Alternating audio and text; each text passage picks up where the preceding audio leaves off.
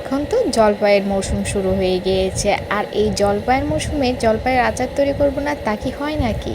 এই আচারটা কিন্তু খেতে সবাই কম বেশি পছন্দ করে।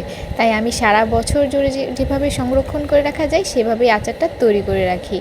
তো এই যে আজকে আমি জলপাই দিয়ে একটা আচার তৈরি করছি, আস্ত আচার জলপাইয়ে। এটি কিন্তু খেতে খুবই দারুণ লাগে। তো আমি কিন্তু এই যে বাড়ি থেকে জলপাই আনিয়েছিলাম, আর এই জলপাইগুলো ছিল একদম ফ্রেশ, একদম ফরমালিন এবং কোনো প্রকার কেমিক্যাল যুক্ত নয়। তো এইগুলোকে কিন্তু আমি লবণ এবং হলুদের পানি দিয়ে ভালো করে সিদ্ধ করে নিয়েছিলাম 5 মিনিটের মতো। তো সেগুলোকে এবার পানি থেকে তুলে নিয়েছি। এরপর একটা তাওয়াতে আমি দিয়ে দিয়েছি শুকনো মরিচ। শুকনো মরিচগুলো টালা হয়ে গেলে আমি এর মধ্যে দিয়ে দিলাম 2 টেবিল চামচ পাঁচফোড়ন। পাঁচফোড়নটাকে আমি এবার ভেজে নিয়েছি হালকা করে। এটা কিন্তু কোনোভাবে পুড়ে ফেলা যাবে না, তাহলে কিন্তু তেতো ভাব এসে যাবে। সেই সাথে আমি এখানে বেটে নিচ্ছি সরিষা বাটা। সরিষা বাটাও কিন্তু এই রান্নাটায় ইউজ করলে খুব মজা হয়, বিশেষ করে এই আচারটায়। তো এই যে আমি কড়াইয়ের মধ্যে সরিষার তেল দিয়ে দিলাম, আর এই রান্নাটায় কিন্তু প্রচুর সরিষার তেল ইউজ করা হবে। আমি দ্বিতীয়বার কিন্তু আবারও সরিষার তেল ঢেলে দিয়েছিলাম এখানে কিছুটা। তো আমি ফোড়ন হিসেবে দিয়ে দিলাম প্রথমেই শুকনো মরিচ, সেই সাথে দিয়ে দিলাম রসুনের কোয়া, আর দিয়ে দিয়েছি এখানে হাফ চা চামচ পাঁচফোড়ন। আর সেটাকে একটু ভাজা হওয়ার পর আমি দিয়ে দিলাম এখানে জলপাইগুলো কিন্তু আমি হালকা হালকা চিড়ে দিয়েছিলাম, যাতে করে ভিতরে রসটা ভালো করে ঢুকে। তো এবার এগুলোকে ভালো করে আমি ভেজে নিচ্ছিলাম। সেই সাথে যে সরিষা বাটাটা আমি বেটে রেখেছিলাম সেটাও কিন্তু এর মধ্যে এবার দিয়ে দিলাম। তো এবার সবগুলো একসাথে ভালো করে ভেজে নিতে হবে।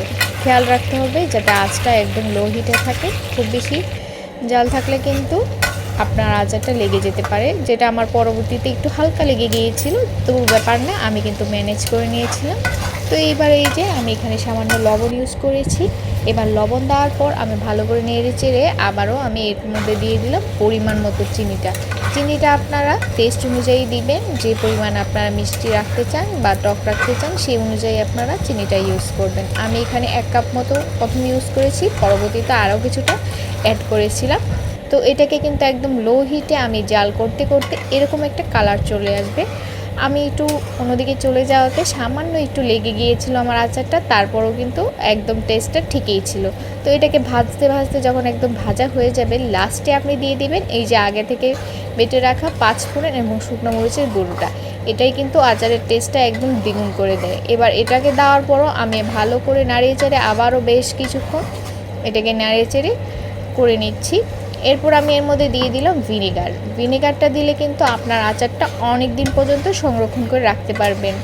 আমি কিন্তু এই আচারটা অনেকক্ষণ ধরে ভেজেছি, যদিও আপনার ভিডিওতে 3 মিনিটের মধ্যে দেখানো হয়েছে, কিন্তু এটা ভাজতে কিন্তু আমার অনেক সময় লেগেছে। আমি লো হিটে এই আচারটা ভেজেছি। আর এই যে দেখুন আমার আচার কিন্তু একদম তৈরি। এবার একটা এয়ারটাইট কন্টেনারে আমি